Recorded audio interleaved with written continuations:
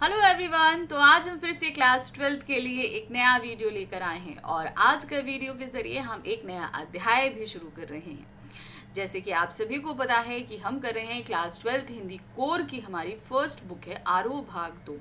इसके काव्य खंड का तृतीय अध्याय लेकर आए हैं। तृतीय अध्याय जिसमें 2 कविताएं हैं जिन्हें हमारे सामने प्रस्तुत किया है कुंवर नारायण जी ने। उत्कृष्ट काव्य लेखन किया है इन्होंने, साहित्य को बहुत बड़ा योगदान इन्होंने दिया है अपने काव्य संग्रह के जरिए।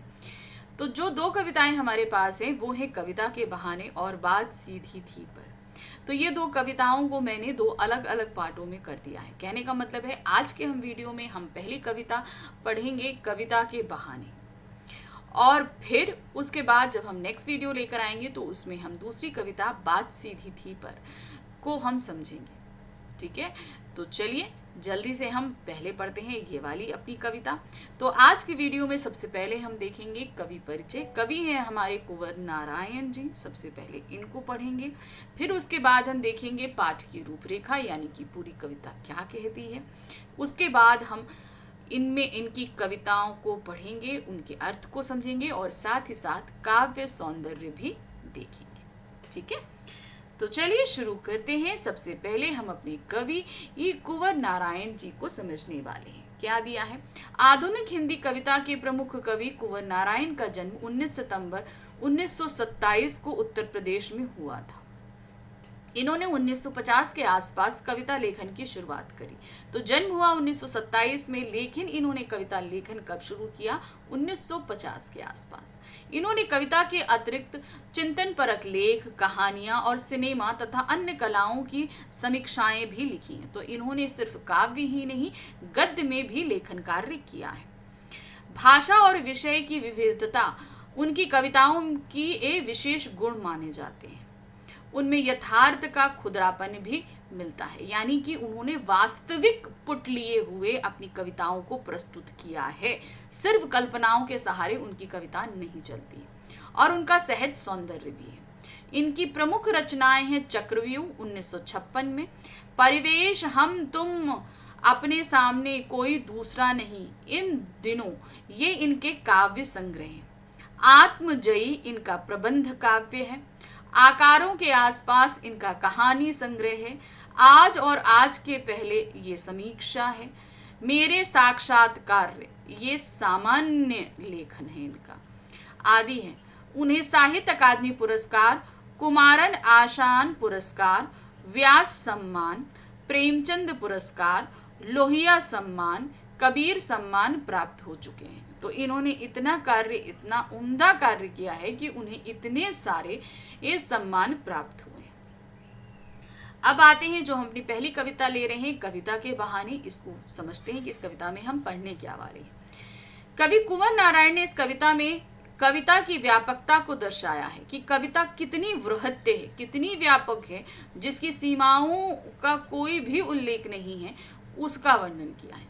चिड़िया की उड़ान, फूलों की मुस्कान और बच्चों की क्रीड़ा कविता के प्रतिपाद्य हैं। यानी कि उन्होंने कविता को समझाने के लिए जिन साधनों का इस्तेमाल किया है वो है चिड़िया की उड़ान, फूलों का खिलना और बच्चों का खेलना। इसके माध्यम से उन्होंने कविता की व्यापकता को समझाने के रूप में इस्तेमाल किया है। परंतु जहाँ सब अपनी सीमा है, वहीं बच्चों की सामर्थ्य की तरह कविता भी असीम संभावनाएं। जैसे बच्चों के खेलने के लिए वो किसी तरह का भेदभाव नहीं रखते, उनकी कल्पनाएं, भावनाएं सबके लिए समान होती हैं, तो कविता भी वही होती है।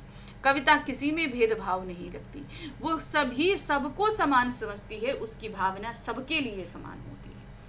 जहां कहीं रचनात्मक ऊर्जा होगी, वहीं सीमाओं के बंधन खुद ब खुद टूट जाते हैं।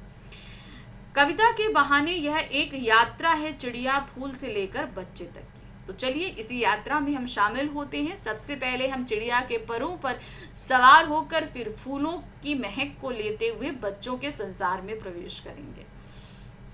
काव्यांश संख्या पहला है। तो जैसे हमने 3 जगहों पर प्रवेश करेंगे तो इसे 3 काव्यांशों में विभक्त भी किया है। पहला काव्यांश है, कविता एक उड़ान है चिड़िया के बहाने। कविता की उड़ान भला चिड़िया क्या जाने, बाहर भीतर इस घर उस घर कविता के पंख लगा उड़ने के माने चिड़िया क्या जाने। अब क्या कहते हैं कि कविता एक उड़ान है चिड़िया के बहाने, यानी कि जिस तरीके से चिड़िया उड़ती है उसी तरीके से कविता भी पंख लगाकर उड़ती है। कविता की उड़ान भला चिड़िया क्या जाने, क्योंकि चिड़िया के उड़ने की अपनी एक सीमा है। चिड़िया जो है वो किसी के घर के अंदर तो जा सकती है पर किसी के मन के अंदर नहीं जा सकती। उसी तरीके से आसमान में भी उड़ने की एक निश्चित ऊंचाई तक ही जा सकती है। लेकिन कविता क्या है, वो किसी के घर में छोड़िए किसी के दिल में दिमाग में कहीं पर भी प्रवेश कर सकती है। वो अंतरिक्ष तक में उड़ सकती है, ब्रह्मांड में कहीं पर भी पहुंच सकती है, तो उसकी कोई भी सीमा नहीं होती है। बाहर भीतर इस घर उस घर, चिड़िया भी क्या करती है, बाहर उड़ती है, भीतर उड़ती है, इस घर में जाती है, उस घर में जाती है। कविता के पंख लगा उड़ने के माने, यानी कि कविता भी चिड़िया की तरह पंख लगाकर उड़ती है, मगर चिड़िया की उड़ान की अपनी एक सीमा है, मगर कविता की कोई भी सीमा नहीं है। कविता की उड़ान भला चिड़िया क्या जाने।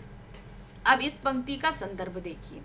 प्रस्तुत पंक्तियां हमारी पाठ्यपुस्तक आरोह भाग 2 में शामिल कुंवर नारायण द्वारा रचित कविता कविता के बहाने से ली गई है। यह कविता कुंवर नारायण जी के कविता संग्रह इन दिनों में मूल रूप से संकलित है। तो इनका जो कविता का संग्रह है इन दिनों, उसी में ही ये कविता संकलित है। अब इसका प्रसंग देखिए क्या है। इस कविता में कवि ने कविता के अस्तित्व से जुड़े कुछ महत्वपूर्ण सवाल उठाए हैं। प्रस्तुत काव्यांश में कवि ने कविता की तुलना चिड़िया के उड़ान से की है। क्या है देखिए, कवि कहता है कि कविता भी चिड़िया की तरह उड़ान भरती है, लेकिन कविता की उड़ान चिड़िया की उड़ान से भिन्न है, क्योंकि चिड़िया की उड़ान की एक निश्चित सीमा होती है। जैसे मैंने बताया कि चिड़िया कहीं की सीमा है कि भाई वो बहुत निश्चित ऊंचाई तक ही उड़ती है, उसकी ऊंचाई के ऊपर नहीं उड़ सकती, लोगों के दिलों के अंदर नहीं जा सकती। कविता तो कहीं पे भी जा सकती है, कहीं पे भी घुस सकती है, जबकि कविता के भावों की विचारों की उड़ान किसी भी सीमा या बंधनों से मुक्त है। वह निस्सीम में है, यानी कि जिसका कोई सीमा नहीं है, वह अनंत उड़ान है। इसी कारण कवि आगे कहता है, बाहर भीतर सब घरों में कविता की भाव रूपी पंख लगाकर उड़ने का अर्थ चिड़िया भी नहीं जान और समझ सकती है। वास्तव में कविता में कवि की असीम कल्पना के पंख लगे होते हैं, अतः कविता के पंखों की समता चिड़िया के पंख नहीं कर सकते। यानी कि उसमें क्या है, कवि अपने सारी कल्पनाओं को भर देता है, तो इस तरीके के पंख चिड़िया के पास तो होते नहीं। क्यों? क्योंकि कविता के जो पंख लगे हैं वो कवि की कल्पनाओं के पंख लगे हुए हैं। अब इसका काव्य सौंदर्य देखिए। कविता की भाषा सरल साहित्यिक खड़ी बोली है। प्रश्न शैली का प्रयोग करने से कविता रोचक एवं सजीव हो गई है। बहाने जाने माने में तुक होने से कविता में प्रभाव वृद्धि हुई है। अनुप्रास, प्रश्नालंकार, मानवीयकरण एवं व्यतिरेकी जैसे अलंकारों का प्रयोग हुआ है। पूरी कविता में मानवीयकरण हुआ है। तो कविता जो कि एक जड़ है, उसे मानवीकरण अलंकार के साथ पूरा तरीके से प्रस्तुत किया गया है। अब आते हैं दूसरा काव्यांश। दूसरा काव्यांश क्या है देखिए। कविता एक खिलना है फूलों के बहाने, कविता का खिलना भला फूल क्या जाने। बाहर भीतर इस घर उस घर बिना मुरझाए महकने के माने फूल क्या जाने। अब देखिए उन्होंने क्या बोला, कविता भी किस तरीके से खिलती है, जैसे कि एक फूल खिलता है। जब फूल खिलता है तो उसकी महक वातावरण में फैलती है। उसी तरीके से जब एक कविता का जन्म होता है तो उसकी भी महक पूरे वातावरण में फैलती है। लेकिन कविता का खिलना भला फूल क्या जाने, मतलब जो फूल खिलता है उसके खिलने की अपनी एक निश्चित सीमा होती है, उसके बाद वो मुरझा जाता है। उसकी जो महक है वो भी एक निश्चित सीमा तक ही पहुंचती है, हर तरफ नहीं पहुंचती। लेकिन जब एक कविता जन्म लेती है तो उसकी महक ना जाने कहाँ कहाँ तक जाती है, उसकी कोई सीमा नहीं होती। उसी तरीके से जब कविता खिलती है, यानी कि कविता का जन्म होता है, तो कविता तो कालजयी होती है। आज आप पढ़ रहे हो, आज से 50 साल बाद, 70 साल बाद, 100 साल बाद भी आप उस कविता को पढ़ोगे, और जब भी पढ़ोगे, जब कोई उस कविता को पढ़ेगा, हमेशा वो एक नया सा प्रभाव ही देगी। बहुत वैसे ही महकेगी। भाई आज हम पढ़ रहे हैं, कल हमारे बच्चे पढ़ेंगे, फिर उनके बच्चे पढ़ेंगे, जब भी पढ़ेंगे वो एकदम अच्छी ही महक प्रदान करेगी, मतलब एक ताजगी ही देगी। लेकिन फूल जो आज खिला है वो तो हम 4 दिन बाद भी वो मुरझाया हुआ सा होगा, उसकी महक चली जाएगी। तो इसीलिए उन्होंने बोला कि कविता खिलती तो फूल की तरीके से है, लेकिन उसका जो अस्तित्व है वो कालजयी होता है, मगर फूल का जो अस्तित्व होता है वो क्षणिक होता है। तो कहते हैं बाहर खिलता है फूल, भीतर भी खिलता है। कविता ऐसे ही लोगों के मन में भी रहती है, बाहर भी रहती है, इस घर में रहती है, और बिना मुरझाए महकने के माने फूल क्या जाने। यानी कि एक कविता बिना मुरझाए हमेशा महकती रहती है, ये चीज फूल नहीं समझ सकता है। अब इसका अर्थ देखिए क्या है। प्रसंग, कविता की इन पंक्तियों में कवि ने कविता के मर्म या भाव की तुलना फूलों से की है। कविता की विकास प्रक्रिया एवं उससे प्राप्त होने वाले आनंद की फूलों से खिलने की तुलना की गई है। यानी कविता पढ़ने में जो हमें आनंद आता है उसी की तुलना किससे करी गई है? फूल से की गई है। कवि कहता है कि कविता का खिलना फूलों के खिलने की तरह ही होता है। ठीक है, जैसे फूल खिलता है वैसे ही कविता भी क्षणिक में ही खिलती है। लेकिन कविता के खिलने और फूलों के खिलने में एक सूक्ष्म अंतर है। वह यह है कि फूल के खिलने के बाद उसके जीवन और तत्पश्चात मुरझाकर समाप्त हो जाने का एक निश्चित अवधि एवं नियति होती है। मतलब वो खिला है तो उसका एक अपना टाइम पीरियड है, उतने दौरान तक वो खिला रहेगा और फिर उसके बाद मुरझाकर वो खत्म हो जाएगा। ये नियति है, ये डेस्टिनी है। जबकि कविता एक बार विकसित होकर जीवन पाकर अमर और अमिट हो जाती है। मतलब कविता एक बार जन्म लेती है तो फिर वो कभी नहीं मरती, वो कालजयी हो जाती है। यानी कि काल पर विजय प्राप्त कर लेती है, अर्थात मृत्यु पर विजय प्राप्त कर लेती है। इसी वजह से कवि कहता है कि कविता के खिलने का मर्म फूल भी नहीं जान सकता है। कवि यह स्पष्ट करना चाहता है कि फूल जिनके खिलने में आनंद है, उत्साह है, जिनमें कोमलता और आकर्षण भी है, वे भी कविता की समता नहीं कर सकते, मतलब बराबरी नहीं कर सकते हैं। क्योंकि कविता अनंत जीवन एवं आनंद से युक्त है। एक ऐसा जीवन है उसका और ऐसा आनंद है जिसका कोई अंत ही नहीं है। वह फूलों की भांति एक बार खिलकर मुरझाती नहीं, अपितु सदैव नए अर्थ ग्रहण करके विकासशील एवं जीवित बनी रहती है। अब इसका काव्य सौंदर्य देखिए क्या है इन पंक्तियों का। कविता में मानवीकरण अलंकार का प्रयोग हुआ है तथा प्रश्न अलंकार, विकृति आदि अलंकारों के प्रयोग के कारण भाषा प्रभावमयी हो गई है। अनुप्रास का प्रयोग खिलना भला फूल क्या जाने में देखने लायक होता है। अब आ जाते हैं तीसरा काव्यांश और अंतिम पंक्तियां हैं हमारी ये इस कविता की। कविता एक खेल है बच्चों के बहाने, बाहर भीतर यह घर वह घर, सब घर एक कर देने के माने बच्चा ही जाने। तो अब क्या कह रहे हैं कि कविता भी उसी तरीके से खेल है जिस तरीके से बच्चों का खेल होता है। बच्चों के बहाने यानी कि बच्चे जिस तरीके से खेल खेलते हैं, कविता का खेल भी कुछ उसी तरीके से होता है। एक बच्चा जब खेल खेलता है तो इस घर जाता है, उस घर जाता है, सबको अपने साथ मिलाकर खेलता है। वो किसी तरीके का भेदभाव नहीं करता।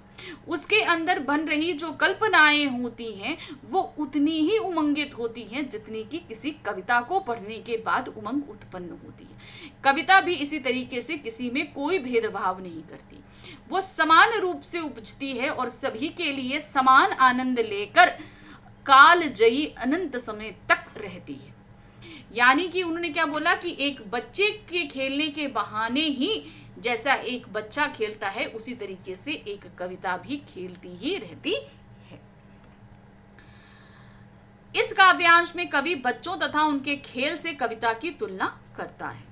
व्याख्या क्या है? कवि कहता है कि कविता भी बच्चों के खेल की तरह ही होती है।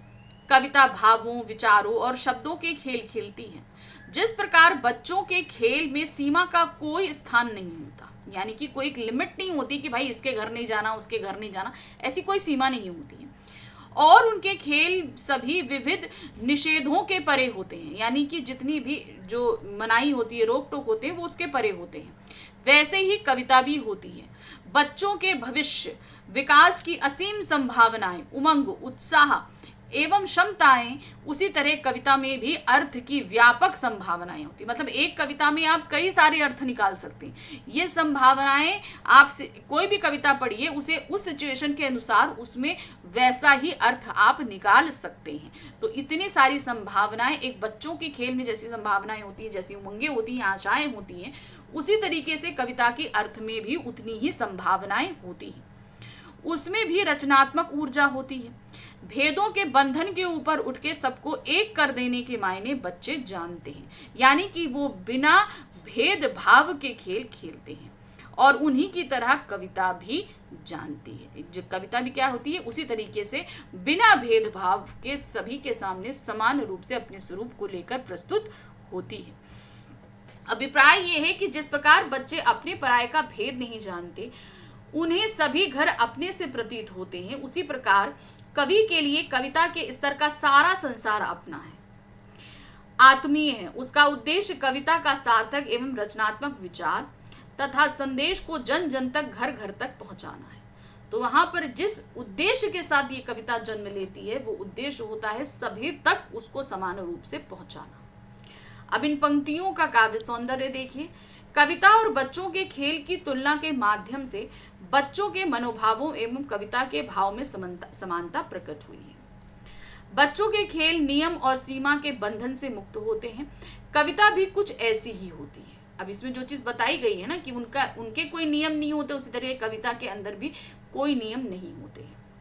यह घर वह घर, सब घर और बाहर भीतर में अनुप्रास अलंकार है। सब घर एक कर देने के माने कहकर कवि ने बच्चों की आत्मीयता और भेदभाव रहित होने के गुण को दर्शाया है। बच्चे और कविता को एक जैसा बताने में दोनों ही एक दूसरे के प्रभाव में बढ़ोतरी करते दिखाई देते हैं। मतलब बच्चों के भी इंपॉर्टेंस दिखाई दे रही है और बच्चों के जरिए कविता की भी इंपॉर्टेंस दिखाई देती है। कविता का मानवीकरण हुआ है, अतः मानवीकरण अलंकार है, क्योंकि कविता को बच्चों की तरह बता दिया गया है। कविता की भाषा सहज और प्रभाव युक्त तथा तुक प्रधान। तो इस तरीके से समाप्त हुई हमारी एक कविता, जहां हमने जाना कि एक कविता क्या होती है। कालजयी है, उसकी महक हमेशा हमेशा तक बनी रहती है, बच्चों की तरह चंचल होती है, चिड़िया की तरह पंख लगाकर उड़ती है। कविता के इस स्वरूप का बहुत ही सुंदर हम लोगों ने जो है एक पाठन किया है आज। तो ये पार्ट तो खत्म हो गया, लेकिन इसका जो सेकंड पार्ट है, जिसकी जो दूसरी कविता है हमारी बात सीधी थी पर, वो हम समझेंगे नेक्स्ट वीडियो में। तब तक आपको इंतज़ार नहीं करना है, आपको फटाफट जो है लाइक सब्सक्राइब शेयर करना है चैनल को, और हम प्रस्तुत हो जाएंगे फिर से दोबारा, ठीक है। और फटाफट चैनल टेलीग्राम चैनल भी ज्वाइन करना है, जिसका लिंक आपको नीचे डिस्क्रिप्शन में दिया गया है, ठीक है। चलिए मिलते हैं फिर से फटाफट दोबारा दूसरी कविता लेकर इसी अध्याय की। Thank you for watching, bye bye.